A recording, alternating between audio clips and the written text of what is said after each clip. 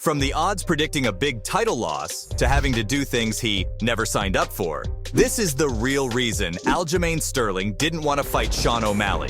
The match will take place at UFC 292, and it's not looking good for the bantamweight champion. As of June 7, 2023, the odds between Sterling and O'Malley stand at -270 and +230. Many people think we'll have a new champion after the main event in August, though some fighters from the roster say otherwise. The fans find the entire situation too one-sided to form an opinion. Because of how Sterling's being treated by the UFC, the margin between the odds is wide. But if there's one thing about the current champion, it's that he never backs out from a fight. But the majority of MMA athletes are siding with Sterling. Chris Dawkins thinks Aljo mauls Sugar, which is a pretty straightforward way to kill the challenger's confidence. When Umar Nurmagomedov was asked who was gonna win, he picked Sterling, also wondering if the question was rhetorical. Though there was one person who absolutely destroyed O'Malley, Marlon Vera. He said O'Malley did nothing but beat B-level fighters, and that his 16 out of 1 record's nothing to be impressed by.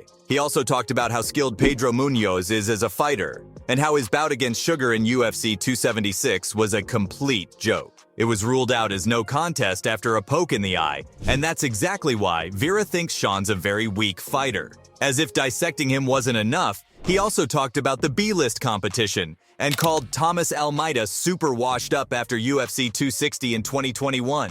Vera's clearly jealous, who thinks the contender for the championship isn't worthy of the shot. Turns out Sterling feels the same way. He said these tailor-made fights Sean's been breezing through are completely unfair, and then compared their achievements. Aljo claims he cut his teeth in this sport and the division, with a record of 23 wins and 3 losses heading into UFC 292. He's got the resume to stand tall as the bantamweight champion, which is the same thing Vera said too. O'Malley just doesn't deserve the title shot, even if his win streak looks as good as it does. Aljamain took things a step further by saying this to describe O'Malley in the UFC. It's not about what you deserve, it's about what you can negotiate. This is what he and a lot of other fighters think Sean's done throughout his 5-year career. We've got athletes breaking bones and giving it their all, facing some of the most vicious athletes in the octagon. And then we have O'Malley, who looks like he handpicks his opponents like a kid at a candy shop. But on a technical and athletic level, how different are the two opponents that'll face each other in August?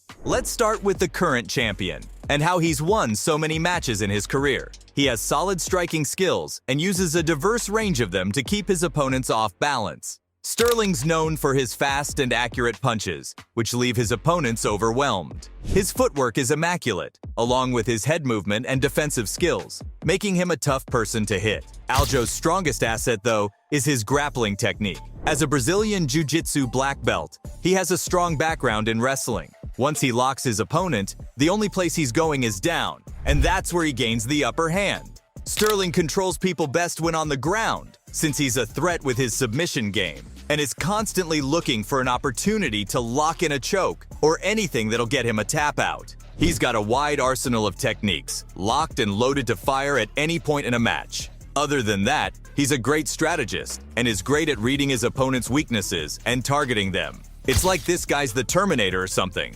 The second someone makes a mistake inside the octagon with him, it's lights out. He also overwhelms his opponent by pushing the tempo on them, which is smart, because it costs them a lot of energy to keep up. Sterling's conditioning allows him to maintain his speed and explosiveness late into fights, making him a serious threat in the later rounds. Yeah, he's not the champion of his division for nothing, but is that about to change at UFC 292? You shouldn't take O'Malley lightly, because like Aljo did with his grappling, Sugar here uses taekwondo and karate in his style and punches, which usually result in rather unorthodox and unpredictable strikes. His kicks can go from spinning kicks to question mark ones, which leave the same mark on his opponent's faces, because they're always caught off guard. The best part? All these creative strikes are executed on time and accurately. This allows him to land clean shots with maximum impact, which often leads to knockdowns and even finishes. Since the champion relies on grappling and submissions to earn him a victory,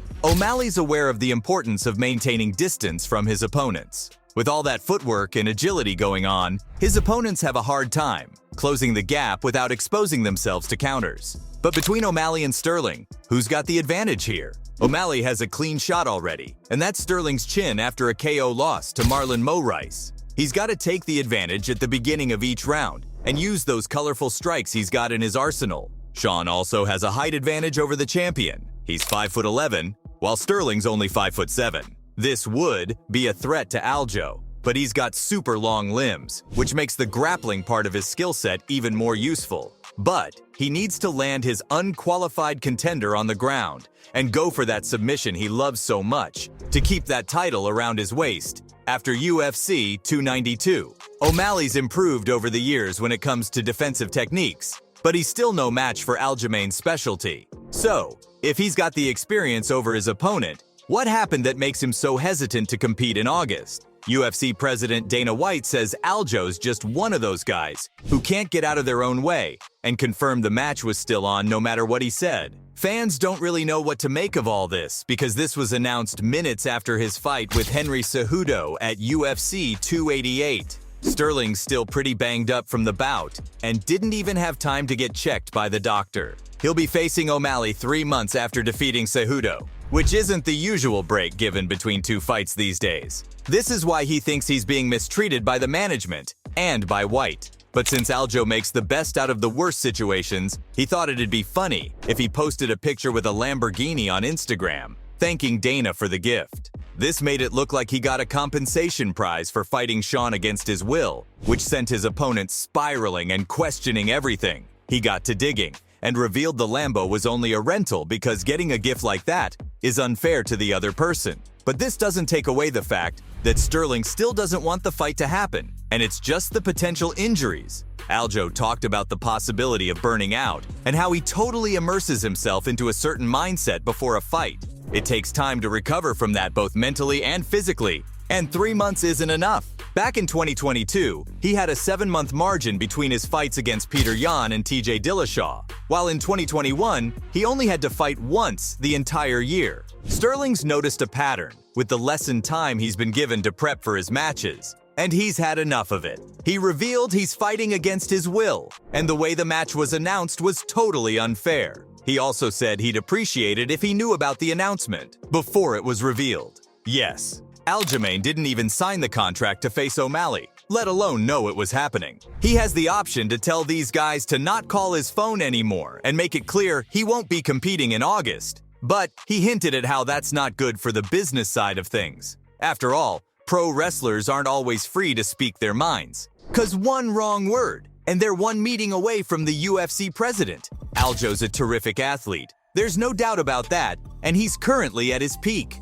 It's probably best for him to keep it that way and not risk anything that could affect his career. So, all he has to do is to say yes to the higher-ups and accept fights even if he doesn't want to. But Sterling wants nothing more than to live his life a little and have the UFC allow him to enjoy the fruits of his labor, because it sure looks like these guys aren't giving him a break. So, from having to do things he never signed up for, to the odds predicting a big title loss, that's the real reason Aljamain Sterling didn't want to fight Sean O'Malley.